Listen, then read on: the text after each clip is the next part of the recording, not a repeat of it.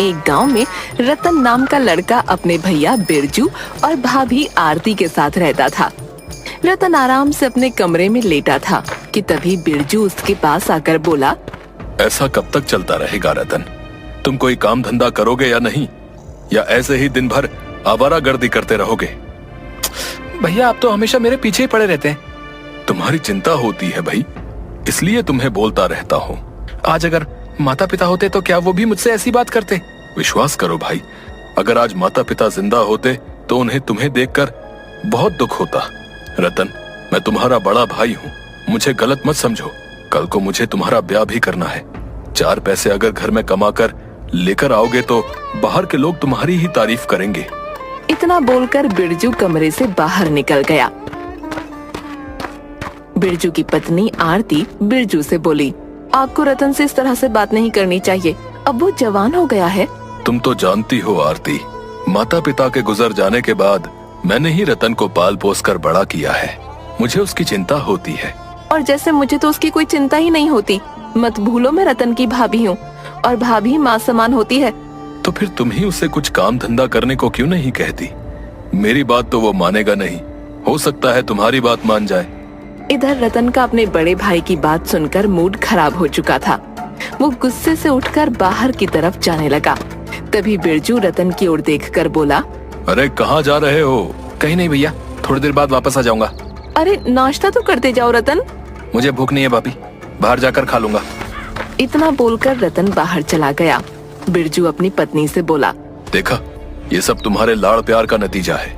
आरती, मुझे इस लड़के के लक्षण बिल्कुल भी सही नजर नहीं आ रहे। तुम तो बस उसके हमेशा पीछे ही पड़े रहते हो। अब उसे काम धंधे के लिए बोलने की तुम्हें कोई जरूरत नहीं है। मैं उसे प्यार से समझा दूंगी। इधर रतन गुस्से से घर से बाहर निकला ही था कि तभी गांव का मुखिया रास्ते में उसे मिल गया।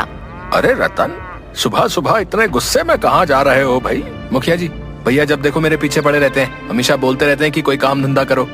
वो कुछ गलत तो नहीं बोलता बेटा? मत भूलो, तुम्हारे बड़े भैया के तुम पर बहुत उपकार हैं। माता पिता के गुजरने के बाद उसने तुम्हें अपनी संतान की तरह पाला है। लेकिन मुखिया जी, मैं कोई बड़ा काम करना चाहता हूँ, छोटा मोटा काम नहीं करना चाहता। बिरजू इसी बात से डरता है रतन कि तुम बड़े काम के चक्कर में कोई उल्टा सीधा काम ना करने लगो। रतन, जीवन में कभी कोई ऐसा काम मत करना जिससे तुम्हारे बड़े भाई का सर नीचा हो। तुम्हारे बड़े भैया का इस गांव में बहुत सम्मान है। और रतन, काम छोटा हो या बड़ा, काम काम होता है भाई। अगले दिन रतन अपनी भाभी से बोला, भाभी मुझे माफ कर दीजिए, कल मुझे भैया की बात पर बेवजह गुस्सा आ गया था। अरे तुम्हारे भैया तुम्हें बहुत चाहते हैं रतन, वो तुम्हारी बहुत चिंता करते हैं। तुम्हें उनकी डांट का बुरा नहीं मानना चाहिए। बड़ों की डांट छोटों के लिए शिक्षा समान होती है। भाभी, मैं आज काम धंधे की तलाश में जा रहा हूँ। तुम क्या काम करने जा रहे हो रतन? बाजार में कोई ना कोई दुकान तलाश लूंगा। भाभी, मिठाई वाले की या किसी लोहार की। मैं अब मेहनत करने में पीछे नहीं हटूंगा और शाम को कुछ कमा कर ही लाऊंगा। इतना बोलकर रतन घर से बाहर निकल गया और बाजार में एक मिठाई वाले की दुकान पर बैठकर मिठाई वाले से बोला, मुझे काम चाहिए, क्या आपकी दुकान पर कोई काम मिल सकता है मुझे? अरे तुम तो बिरजू के छोटे भाई रतन हो। जहाँ तक मैं जानता हूँ तो मैंने सुना है कि तुम कोई काम धंधा नहीं करते और तुम्हारा बड़ा भाई तुमसे बड़ा परेशान रहता है।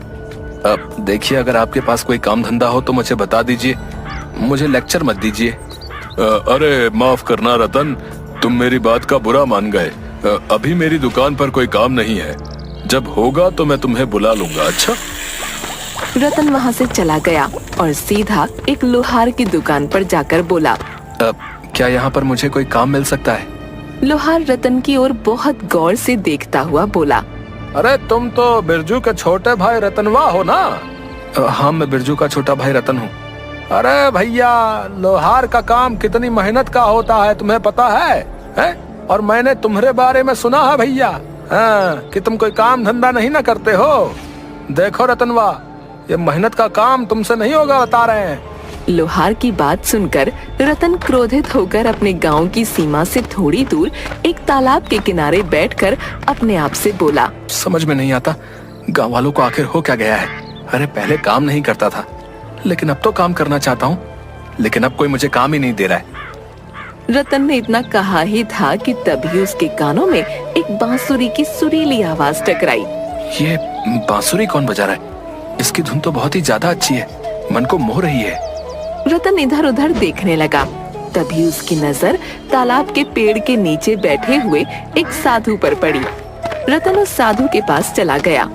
कौन है आप? और आपकी ये बांसुरी तो बड़ी सुंदर है। रतन की आवाज सुनकर साधु ने बांसुरी बजाना बंद कर दिया और अपनी आंखें खोलकर रतन को गौर से देखता हुआ बोला, तुम कौन हो? मेरा नाम रतन है। क्या तुम्हें बांसुरी पसंद है? जब मैं छोटा था तब मुझे बांसुरी बजाने का बहुत शौक था। मैं मेले में अक्सर अपने पिता से बांसुरी लेने की जिद पर अड़ जाता था। जो बांसुरी की कदर करते हैं वही बांसुरी की धुन पर खिंचे चले आते हैं। वैसे तुम काम क्या करते हो? अभी तो मैं कुछ नहीं करता, लेकिन काम की तलाश में हूँ।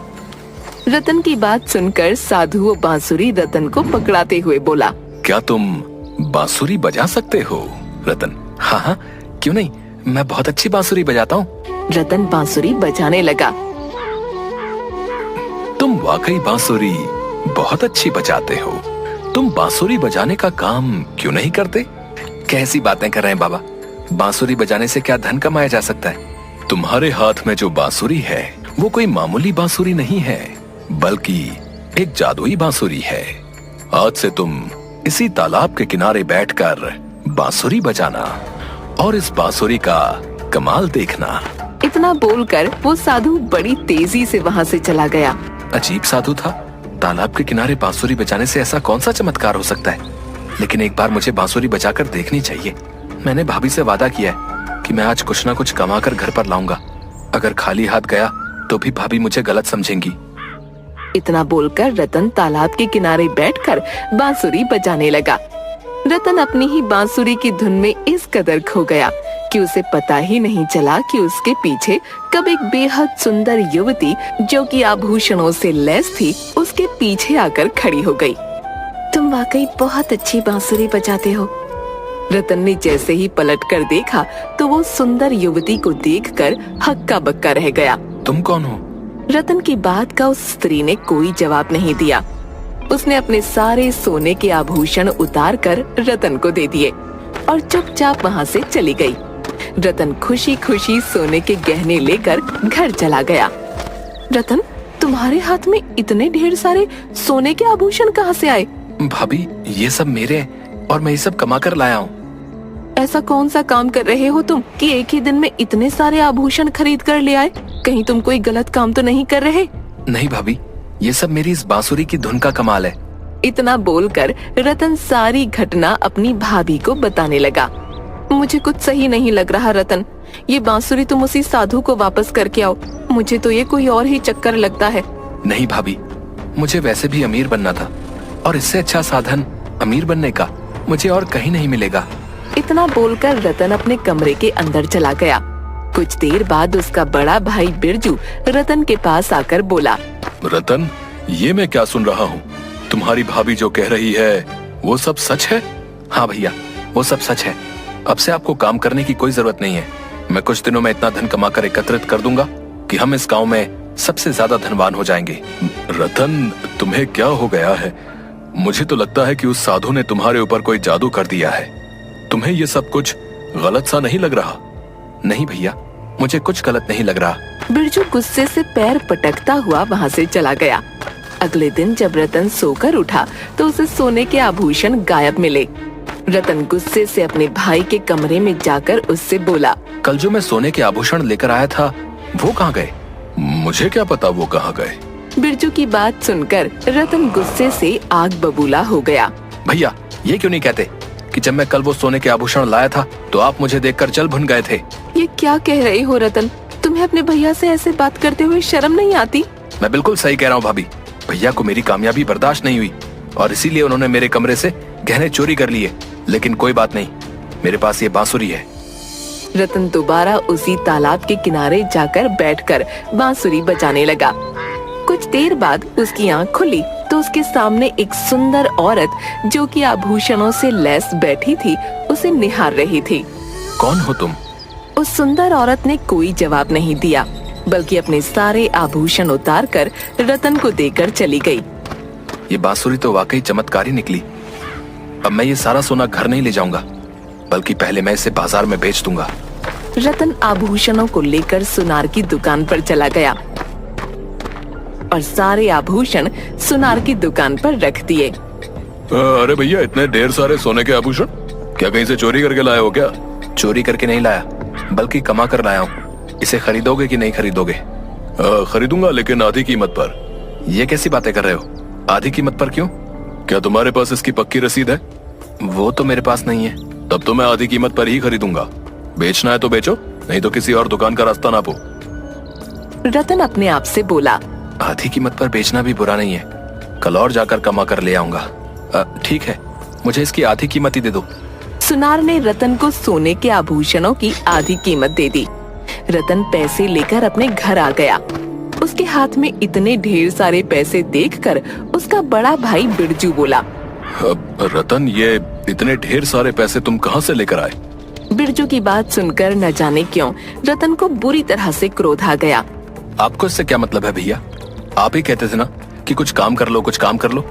अब जब मैं ढेर सारे पैसे कमा रहा हूँ तो मुझसे इतने सारे सवाल क्यों पूछ रहे हो? इतने सारे पैसे कमाने में 1 साल बीत जाता है। एक दिन में इतने सारे पैसे या तो केवल एक बहुत बड़ा बिजनेसमैन कमा सकता है, या फिर कोई बहुत बड़ा चोर। सीधे सीधे क्यों नहीं कहते भैया कि आप मुझसे अब चलने लगे हो? लेकिन चिंता मत करो, कुछ दिनों बाद मैं इस मकान को छोड़कर चला जाऊंगा और अपने लिए एक आलीशान कोठी बनवाऊंगा। तब मेरी कोठी को देखकर आराम से चलते रहना। इतना बोलकर रतन अपने कमरे में चला गया।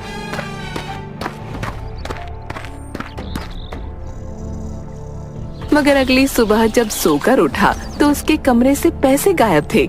रतन क्रोधित होकर फिर बिरजू के कमरे में आकर बोला। भैया, अब पानी सर से ऊपर उठ गया है। कल मेरे सोने के गहने आपने चुरा लिए और आज मेरे पैसे आपने चुरा लिए। तुम्हारा दिमाग खराब हो गया है रतन। मैं एक मेहनती आदमी हूँ, मुझे तुम्हारी हराम की कमाई से कोई लेना देना नहीं।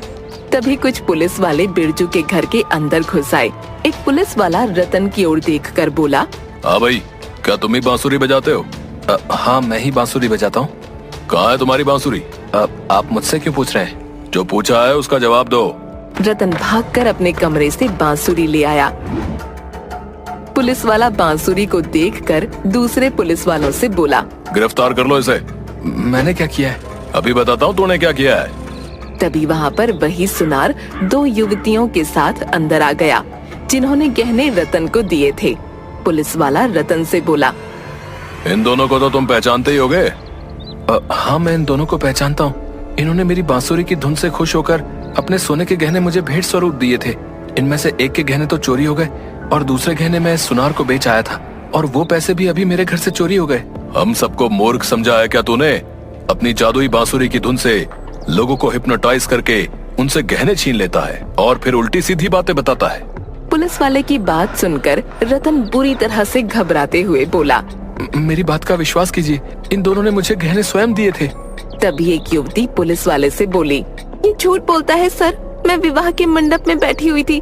अचानक से इसकी बांसुरी की धुन मेरे कानों में टकराई। मुझे पता नहीं क्या हुआ, मेरे पैर उस तालाब के किनारे चले गए। जब मुझे होश आया तो मेरे सोने के आभूषण मेरे तन से गायब थे। अगर मुझे कुछ याद था तो सिर्फ इसका चेहरा। उस दूसरी औरत ने भी पुलिस वाले को यही बताया। तुम्हें तो उम्र कैद की सजा होगी। रतन फूट फूट कर रोने लगा। रतन का रोना उसके बड़े भाई से ना देखा गया। सर, मेरा भाई सच बोल रहा है। ये बहुत भोला है। मुझे विश्वास है मेरे भाई ने कुछ गलत नहीं किया, बल्कि इसके साथ स्वयं कुछ गलत हुआ है। तभी गांव का मुखिया कुछ लोगों के साथ एक साधु को पकड़कर वहां पर ले आया और बोला। गिरफ्तार करना है तो इस साधु को करिए सर। सारी की सारी करतूत इसी की है। कल जब बिरजू ने घटना मुझे बताई थी, मैं तभी से बिरजू के घर पर नजर रखे हुए था। इतना बोलकर मुखिया बिरजू से बोला। तुम कह रहे थे ना कि सोने के गहने आखिर चोरी कैसे हो गए? मैंने इसे स्वयं सोने के गहने चोरी करते हुए देखा था, और तो और आज सुबह भी मैंने इसे तुम्हारे घर पर निकलते हुए देखा था। पुलिस वाला साधु से बोला। क्या मुखिया जी सच बोल रहे हैं? मुझे माफ कर दो इंस्पेक्टर साहब, ये सच बोल रहे हैं। मैं कोई साधु नहीं हूँ। ये बांसुरी मैंने एक साधु से चुराई थी। मुझे इसका राज पता था। इसकी धुन सुनकर हर वो स्त्री सम्मोहित हो जाती है जो सोने के आभूषण पहने हुए होती है। समझ गया। इसका मतलब दूसरे गांव में जिन औरतों के आभूषण गायब हुए थे उनमें भी तुम्हारा ही हाथ था, है ना? हाँ, उनमें भी मेरा ही हाथ था। जब मैंने रतन को पहली बार देखा तो मैं समझ गया कि वो बहुत भोला है। मैंने इसके भोलेपन का फायदा उठाया। पुलिस वाले ने उस साधु को गिरफ्तार कर लिया और रतन को छोड़ दिया। बिरजू रतन से बोला, अब तुम्हारा क्या इरादा है? मुझे माफ कर दो भैया, अब मैं आपके साथ ही मेहनत करूंगा, कभी भी लालच नहीं करूंगा। इस बांसुरी का क्या करोगे? मैं इस बांसुरी को तालाब में फेंकाऊंगा ताकि ये बांसुरी किसी और को न मिले। रतन उसी दिन उस बांसुरी को तालाब में फेंक आया और मेहनत से अपने भाई के साथ मिलकर काम करने लगा।